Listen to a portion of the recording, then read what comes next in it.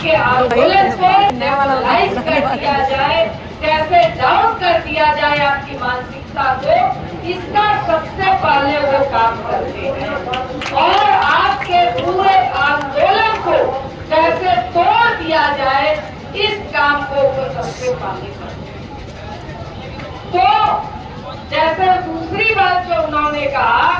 कि सबके individual appeal करने में क्या दिक्कत है भाई, जो इस संघ के अध्यक्ष हैं उन्होंने ही तो अपील किया है सबसे पहले।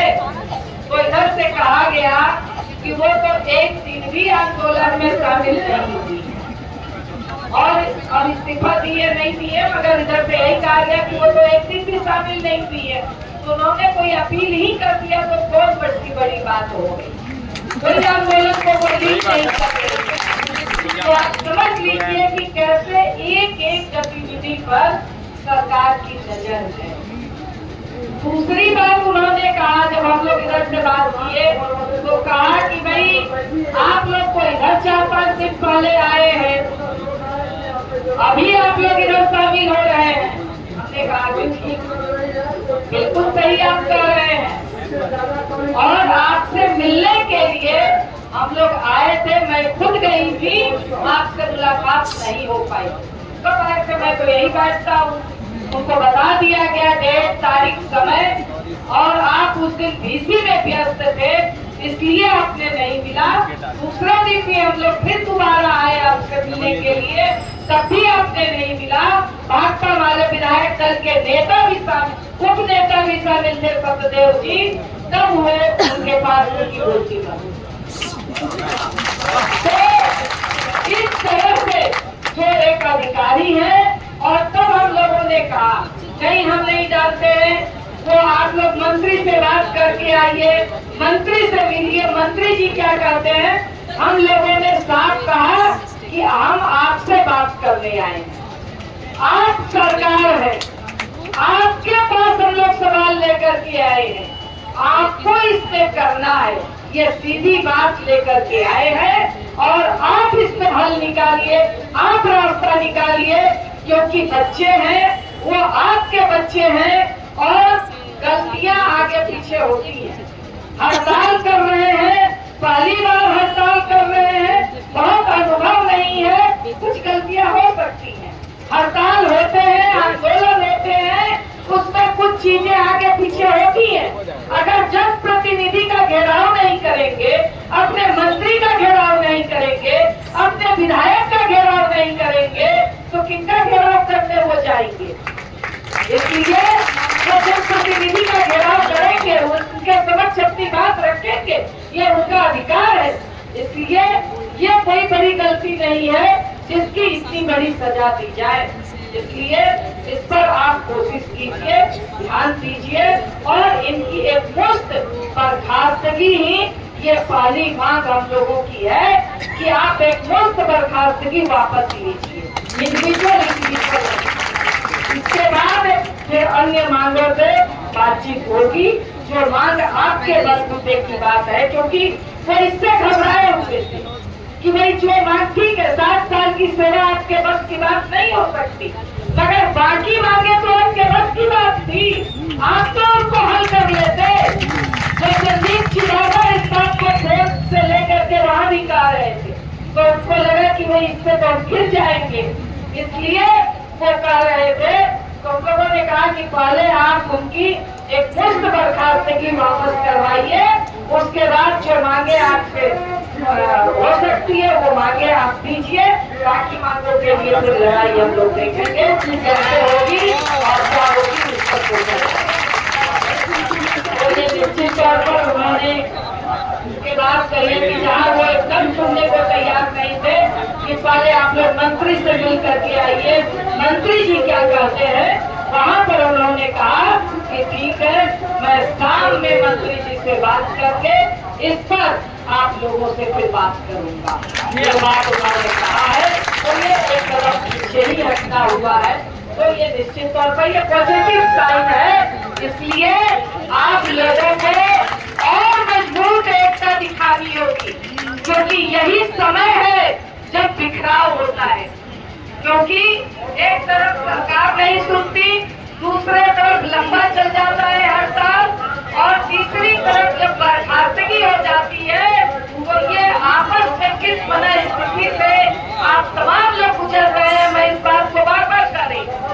क्योंकि हम लोग समझ सकते हैं हम लोगों ने कई हड़तालों को लीड किया है, आंदोलन सामने से लीड किया है, चाहे वो आशा का हड़ताल हो, आंगनबाड़ी का हड़ताल हो, जीविका का हड़ताल हो। आप समझ लीजिए कि जीविका के लोग अभी बैठे हैं, जीविका के जो प्रमुख नेता थे, इस यहीं पर हम लोग धरना देने के लिए कार्यक्रम रखा गया था और एक रात पहले जो इनके प्रमुख लीडर थे उसको इसी गर्दनी बाग से क्योंकि देखने के लिए आए थे रणविजय जी और प्रदीप जी की हड़ताल मतलब कहाँ कैसे लगेगा और कैसे हड़ताल होगी, कहाँ पानी का टैंकर लगेगा, और इसी जगह से उसको यही थाना उठा लेकर के चली जाती है। 5-5 विधायक, 6-6 विधायक 12 बजे रात तक हम लोग थाने में बैठते हैं, मगर उनको नहीं छोड़ा जाता है। कहाँ ले जाते हैं हम लोगों को बाद में पता चला, पता है हम लोगों को वो काम आगे चाल इलाके में 12-1 बजे रात में अगर 5 विधायक हम लोग इस थाने में नहीं बैठे होते तो शायद उस दिन उस रात उसकी इनकाउंटर कर दी गई। मैं खुद बैठी हुई थी रात में, तो ये सारी आती है हड़ताल में, ये सारे समस्याएं आते हैं आंदोलन में, मगर लोग आए, बड़ी संख्या में लोग आए और तब तक डटे रहे कि हमारे नेता को आप नहीं छोड़ेंगे, उनकी आवाज जब तक हम लोग नहीं सुनेंगे इस धरना स्थल से हम लोग नहीं जाएंगे। उनको छोड़ना पड़ा, 4 बजे शाम में वो छोड़े और आप समझ लीजिए कि इतना डर जाती है सरकार और प्रशासन, उनको धरना स्थल पर नहीं लाया, फोन से बात करवाया और फोन के जब बात कराया गया कहा गया कहे वो कि हम सुरक्षित हैं, अपने आवास पर हैं, तब जाकर के यहाँ से धरना हम लोगों ने समाप्त किया। तो ऐसे ऐसे परिस्थिति का सामना हम लोगों ने किया है, इसलिए घबराइए मत, एकता में बहुत बड़ी ताकत है, एकता न टूटने पाए, बस इस बात का ध्यान आप लोगों को और आप लोग पूरी एकता का जो है ये हम लोग देख रहे हैं और इस एकता को क्योंकि आपके जो थोड़ी बहुत दबाव वो हर आंदोलन में होता है तो कोई बड़ी मायने नहीं रखती है वो बातें, मगर इसी दरार को, इसी छेद को प्रशासन खोजता है, सरकार खोजती है कि कैसे इस दरार को हम बड़ा छेदा बना दे और उस पर कैसे वो चुस्की ले, कैसे ये कह करके डेमोरलाइज करे, मगर उससे घबराने की जरूरत नहीं है। इसका मुंहतोड़ जवाब हम लोगों ने प्रशासन को दिया है, अपनी सरकार को दिया है और यही अपील की है कि आप शाम तक इस पर बात करके बताइए और कल पता नहीं आपके उप मुख्यमंत्री भी आप लोगों को बुलाए हैं तो वहाँ भी आप जाइए, फिर अलग से भी मंत्री से हम लोग बात करेंगे, अपने दूसरे चैनल के माध्यम से कोशिश करेंगे कि मंत्री से भी बात करें, उससे भी एक राउंड बात करें, क्योंकि ये बात सही है कि ये सरकार कह लीजिए कि आप तमाम लोग देख लीजिए कि तानाशाह सरकार नहीं चाहती धरना प्रदर्शन आंदोलन संघर्ष, क्योंकि इसी सब के लिए 4 श्रम कोड के लिए सरकार ले आई, जिसको कि ट्रेड यूनियन आंदोलन के जरिए लड़ करके ढेर सारा सहूलियत हम लोगों ने दिलवाया है, मगर केंद्र की सरकार ने उन तमाम सहूलियतों को समाप्त कर दी है। आप समझ लीजिए धीरे धीरे ये हड़ताल को वो समाप्त कर रही है, आप हड़ताल नहीं कर सकते, ये कानूनी अधिकार आपसे छीनने जा रही है, ये सरकार ये सारी चीजें 8 घंटे ड्यूटी को 12 घंटे बनाने जा रही है और इसके खिलाफ आप अपील नहीं कर सकते। जो लेबर कोर्ट है, लेबर कोर्ट में आप जो जाते थे कि अगर किसी तरह की कोई बात हो गई तो आपके लिए लेबर कोर्ट था, लेबर कोर्ट में जाके अपील कर सकते थे, वो लेबर कोर्ट का प्रावधान ये सरकार समाप्त कर रही है। तो इस तरह जो हम लोगों ने 70 वर्षों में ट्रेड यूनियन आंदोलन के जरिए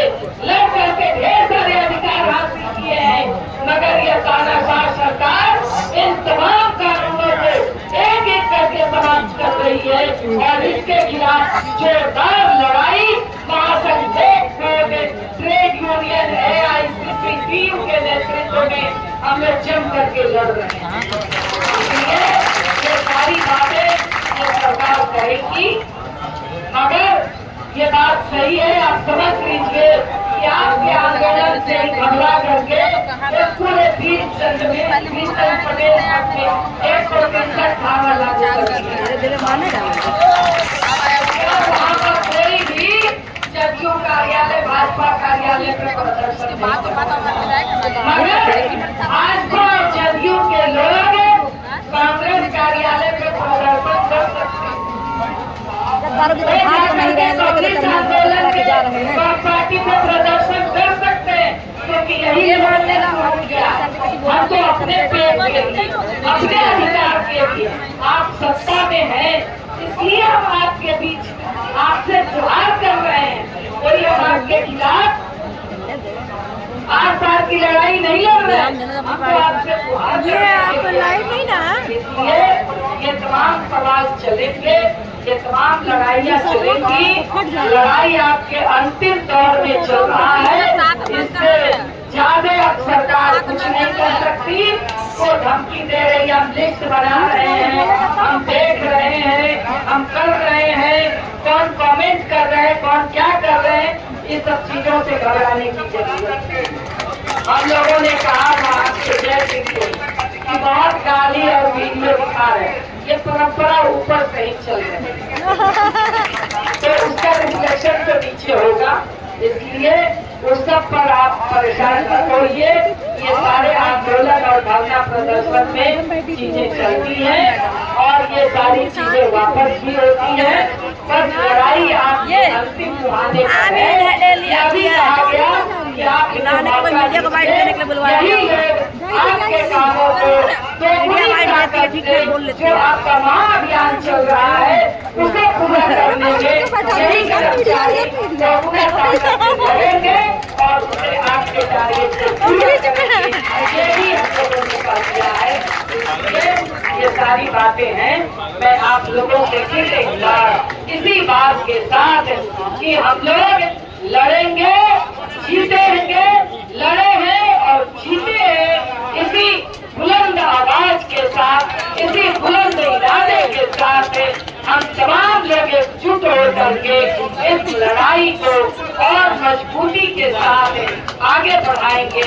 इनकलाब जिंदाबाद।